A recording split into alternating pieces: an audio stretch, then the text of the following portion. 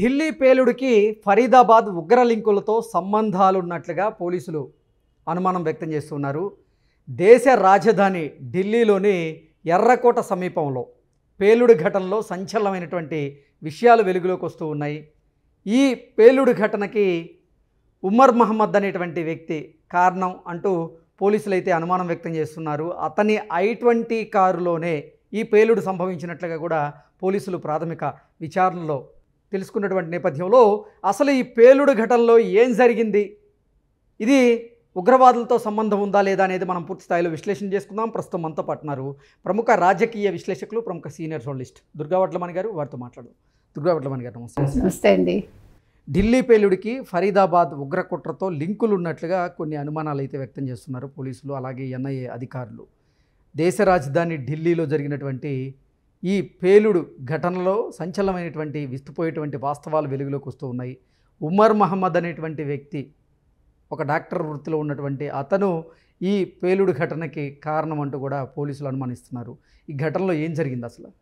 కాశ్మీర్లో వీళ్ళు పట్టుకోవడం జరిగిందండి, 2000 కిలోల ఏకంగా జమ్మూ కాశ్మీర్లో.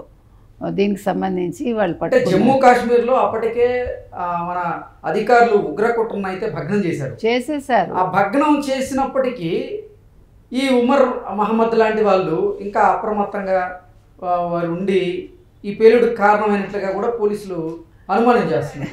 వీళ్ళ 3 డాక్టర్స్ కదా, 2 డాక్టర్స్ని ఫస్ట్ పట్టుకున్నారు. మీరు చెప్పినట్టు ఫరీదాబాద్లో వాళ్ళని అరెస్ట్ చేశాక 3వ అతను కూడా మళ్ళీ దొరికినట్టున్నాడు. అతను భయపడ్డాడు ఇది పట్టుకున్నారని. ఈలోగా మీరు చెప్పినట్టు ఆత్మాహుతి దళం ఇది. ఈ ఆత్మాహుతి దళం మనకి ఎప్పుడు మొదలైంది? రాజీవ్ గాంధీ హత్యతోటి మొదలైంది మనకి. ఒక థాను అనే పిల్ల అప్పుడు LTTE వాళ్ళు మొదలు పెట్టారు దీన్ని. అంటే మామూలుగా భక్తితోటో, దేశం మీద భక్తితోటో, అనురక్తితోటో ఇలాంటివి తను ఆత్మార్పణ చేసుకోవటం ఉంటుంది. ఆత్మార్పణ చేసుకున్న వాళ్ళలో ముందు నిలిచేది మనకి పొట్టిశ్రీరాములు గారు కదా, బలిదానం ఆయన రాష్ట్రం కోసం. కానీ ఇది అలా కాదే, ఒక దేశం కోసం పాకిస్తాన్కి సంబంధించిన వాళ్ళు ఎవరో వీళ్ళు, అంటే ఒక మతం మౌఢ్యంతో ఇలాంటి పనులు చేయటం, ఇది ఎంతవరకు సబబు? మీరు చచ్చిపోతే చచ్చిపోండి, మీ ఇష్టం అది. కానీ అమాయకమైన ప్రజల్ని చంపే హక్కు మీకు ఎవరిచ్చారు? మీరు ఈ దేశానికి వచ్చి మిమ్మల్ని అసలు ఎవడడిగాడు? మీరు విడిపోయారు, మీ పాటికి మీరు బతకండి. మీరు భారతదేశంలో ఉన్నప్పుడు భారతీయులుగా బతకాలి ఎవరైనా సరే. మీరు ఇప్పుడు అమెరికా వెళ్ళి భారతదేశంలో పుట్టి భారతదేశంలో స్వేచ్ఛా వాయువులను పీల్చుకుంటూ ఇక్కడే తింటూ ఇక్కడే ఉంటూ అసలు భారతదేశంలో ఇటువంటి దాడులకు పాల్పడడాన్ని ఎలా చూడాలంటారు? చాలా దారుణం అండి. ఇంకొక దౌర్భాగ్యం ఏంటంటేనండి, భారతదేశంలో ఉండే హిందువులే దీనికి కొమ్ము కాస్తారు కొంతమంది. ఇలాంటి వాటికి ముస్లిమ్స్ని మనం నెత్తిన పెట్టుకోవాలి. ఏమిటి నెత్తిన పెట్టుకోవాలి? మనకంటే ఎక్కువ వాళ్ళనే నెత్తిన పెట్టుకుంటున్నారు. కాంగ్రెస్ లాంటి పార్టీలు ఏం చెప్తున్నాయి? మేము ముస్లిమ్స్కే మా మద్దతు అని ఓపెన్గా చెప్తున్నాయి. ఇంక ఇంతకంటే ఏంటి వాళ్ళని నెత్తిన పెట్టుకునేది? వాళ్ళకి అసలు రిజర్వేషన్స్ ఇవ్వడం ఏంటి? ఇవన్నీ ఎవడైనా ప్రశ్నిస్తాడా? ఈరోజు వాళ్ళు ఏమైనా సెకండ్ గ్రేడ్ సిటిజన్స్గా బతుకుతున్నారా? ముస్లిమ్స్ ఏమైనా హిందువులే బతుకుతున్నారు. ఇప్పుడు కేరళ లాంటి రాష్ట్రాలు తీసుకుంటే ఇవాళ వాళ్ళదే ఆధిపత్యం. ఈవెన్ ముఖ్యమంత్రులు కూడా ఓటు కోసం వాళ్ళు ఎంత దిగజారుతున్నారండి. ఇది ఎంత దారుణం అసలు. 10 మంది చచ్చిపోయారు. అసలు ఎంతమంది పాపం అసలు ఛిద్రం అయిపోవడం.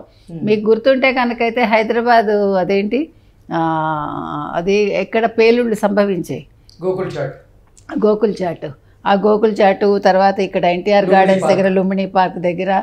అందులో ఇటీవల కాలంలో కూడా ఒక అతను ఇంకా ఎంత దుర్భరంగా బతుకుతున్నాడు అంటే పాపం అన్యాయంగా బలైపోవడం. వాళ్ళని ఎవరు పట్టించుకోరు. పోనీ ప్రభుత్వాల తర్వాత పట్టించుకుంటాయా? వాళ్ళు పట్టించుకోరు. ఇప్పుడు వీళ్ళందరికీ కూడా ఎవరు చూస్తారండి? ఏం చేస్తారు? ఇంకా ఇలాంటి కుట్రలు ఎన్ని చేస్తున్నారో వీళ్ళు. అంటే ఇది ఎందుకు చేశారు అనే ఒక ఆలోచన లేకపోతే ఒక అనుమానం మీకు కలగచ్చు.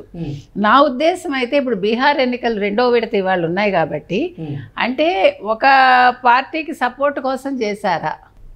అంటే ఇప్పుడు బీజేపీ ఎక్కడ నెగ్గుతుందో అనే భయంతో, అంటే ప్రజల్లో ఒక రకమైన భయాందోళనను గురి చేయటానికి మీరు ఆలోచించుకోండి, ఓటేసేటప్పుడు బీజేపీకి వెయ్యకండి అని ఇండైరెక్ట్గా చెప్పటం కోసం చేశారా? లేదు మోదీ గారు ఇంతలాగా వెలిగిపోతుండడం చూడలేక, అంటే ఇప్పుడు అంతర్జాతీయంగా ఇవాళ భారతదేశం ఎక్కడో ఉంది, అంతర్జాతీయంగా మన రూపాయి విలువ ఎక్కడికో పెరిగింది, ద్రవ్యోల్బణం కూడా మనం చాలా ఇదైంది, తగ్గింది. సో ఇవన్నీ చూశాక భారతదేశం అన్ని రకాలుగా ముందంజలో ఉంది. ఇటీవలే మన విమెన్ క్రికెటర్స్ వరల్డ్ కప్ సాధించారు. అన్ని చోట్ల మనకి విజయ పరంపరే కొనసాగుతూ ఉండడం భరించలేక ఇది పాకిస్తాన్ చేసిన ఒక పని లేదు, పాకిస్తాన్ మీద ప్రేమతోటి కొంతమంది పుల్వామా నుంచి వచ్చి ఈ పని చేశారా అనేది కూడా ఆలోచించాలి. వాళ్ళు తారిక్ అతన్ని ఎవరినో అరెస్ట్ చేశారు, ఒక అతన్ని అనుమానాస్పదంగా.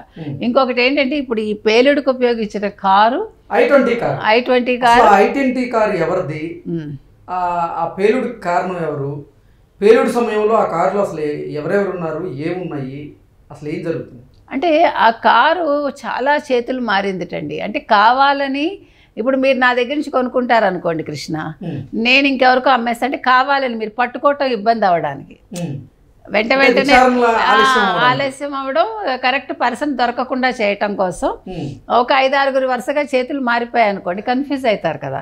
ఆ రకంగా చేశారేమో అని నాకు సందేహం. అందుకనే ఆ కారు చాలా మంది కొనుక్కున్నారు. అది ఫస్ట్ అసలు ఎవరి పేరుతో ఉందో ఇప్పుడు అతన్ని అరెస్ట్ చేశారు. అతను ఆల్రెడీ పాత ఓనర్ అని తెలుస్తోంది ఇవాళ.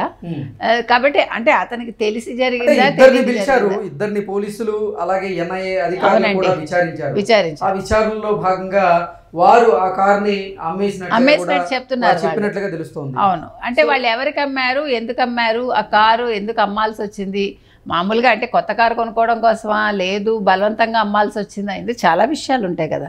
ఇప్పుడు బెదిరించి కొనుక్కుంటే ఎవడేం చేయలేడు. సో వాళ్ళు ఒకవేళ బెదిరిస్తే అనుకుందాం, బెదిరించుంటే వెంటనే పోలీసులకు చెప్పాలిగా. మరి అది కూడా అంటే కుట్రకోణం అనేది ఎన్ని రకాలుగా మనం ఆలోచించాలో చెప్తున్నాం. ఇవాళ ఒక మనిషి ప్రాణం పోవటం అనేది చిన్న విషయం కాదండి. అది దాని ఇంపాక్ట్ ఎంత ఉంటుందంటే, ఇవాళ ఎన్ని ఇళ్ళు బీట్లు తీసేసాయట, కారు అద్దాలు పగిలిపోయాయి, ఎంత రకరకాలుగా. అసలు ఒక మనిషి తప్పు చేయకుండా శిక్షకు గురవడం అంటే ఇదే. ఎవరిచ్చారు వీళ్ళకి ఈ హక్కు? ఇప్పుడు మీరు ఇందాక కారులో ఎవరున్నారండి అని అడిగారు. ఇప్పుడు కారులో 3 ఉన్నారని తెలుస్తోంది మనకి. అంటే 3 కూడా ఆత్మాహుతి దాడులే చేసుకున్నారు. ఎందుకు, దేనికి? ప్రధానంగా ఉమర్ మహమ్మద్ తో పాటు ఇంకెవరున్నారు పేర్లు ఇంకా బయటకు రాలేదు మనకి. మరి వాళ్ళు డాక్టర్స్ అయినా, లేదు వాళ్ళు ఉగ్రవాదుల, లేదు వాళ్ళు స్థానికుల, ఇంకా అవన్నీ తెలియాలి.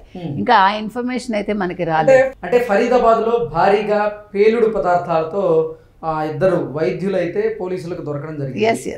ఆ తర్వాతే ఉమర్ మహమ్మద్ కూడా అతను భయపడ్డాడని, భయపడే ఇక అసలు 3 గంటల పాటు ఆయన ఇది పేల్చాలా వద్దా అని చాలా మందితో సంప్రదింపులు చేసిన తర్వాతే ఈ పేలుడికి ఆయన నిర్ణయం తీసుకున్నట్లుగా కూడా తెలుస్తోంది. అనుమానం వ్యక్తం చేస్తున్నారు పోలీసులు. అసలు ఏం జరిగి ఉండొచ్చు అంటే మీరు అన్నట్టుగా ఇప్పుడు ఎప్పుడైతే 2000 కిలోలు వీళ్ళు అమ్మోనియం నైట్రేటు, అమోనియం సల్ఫేటు, తర్వాత సల్ఫర్ అన్నీ వాడి 2000 కిలోలు అనుకుంటా అది, దాన్ని వాళ్ళు అక్కడ అమర్చినప్పుడు అది పట్టుబడ్డాక మీరు అన్నట్టుగా ఈ 3వ డాక్టర్ ఎవరైతే ఉన్నాడో భయాందోళనకు గురైన అతను చాలా సంప్రదింపులు చేశాడు, చేయాలా వద్దా అనుకున్నాడు. ఫైనల్గా వాళ్ళు టార్గెట్ రీచ్ అవ్వాలని అనుకున్నారు. అతను ఇప్పుడు మరి దొరికాడా, ఆ డాక్టరే కారులో ఉన్నాడా అనేది కూడా మనకు తెలియలే కరెక్ట్గా. అంటే క్లారిటీగా లేదు అక్కడ. మీకు అర్థమైందా? కాబట్టి ఇందులో క్లారిటీ రావాలంటే రేపటికి కానీ రాదని నేను అనుకుంటున్నా. ఇవాళ NIA రంగంలోకి దిగింది. ఇవాళ మొత్తం అందరూ కూడా చాలా సీరియస్గా దీని మీద ఉన్నారు.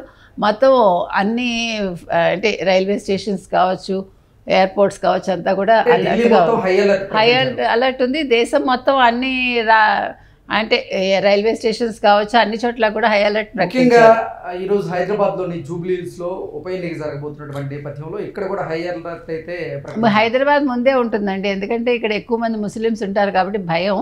అంటే వీళ్ళు ఏదో చెడు చేస్తారని కాదు, వాళ్ళు ఆ ఎలిమెంట్స్ ఇక్కడికి వస్తే ఎవరు ఏం చేయలేరు కదా. ఇవన్నీ కూడా స్థానికంగా ఉండేవాళ్ళు మంచి వాళ్ళే ఉండొచ్చు, బయట నుంచి వచ్చిన వాళ్ళని మనం ఏం చేయలేం కదా. కాబట్టి ఇలాంటి విషయాల్లో అప్రమత్తంగా ఉండాలి. ఈవెన్ బాంబే ఇలాంటి చోట్ల కూడా చాలా అప్రమత్తంగా ఉండాలండి. కాబట్టి ఇది మాత్రం చాలా బాధాకరం ఇవాళ జరిగింది. ఇలాంటివి దయచేసి మన ఉగ్రవాదులను కోరుకునేది ఏంటంటే, మీరు ఏదైనా ఉంటే ధైర్యంగా మొహం మీద అంటే ముఖాముఖి పోరాడాలి తప్ప. మీరు ఉగ్రవాదుల్ని ఎంత కోరుకున్నా వారు ఒక లక్ష్యంగా పనిచేస్తారు తప్ప వాళ్ళకి మానవత్వం, మంచి మర్యాద ఇలాంటి ఉండవు. అదే పాకిస్తాన్ ప్రభుత్వం ఆలోచించుకోవాలండి. ఇలాంటి వాళ్ళని పెంచి పోషించేది వాళ్ళు, మళ్ళీ వాళ్ళు శ్రీరంగ నీతులు చెప్తారు, మళ్ళీ అబద్ధాలు చెప్తారు తెల్లారు లేచి. సిగ్గు శరం ఉంటే అవి మానుకోవాలి వాళ్ళు. Okay, thank you. Thank you.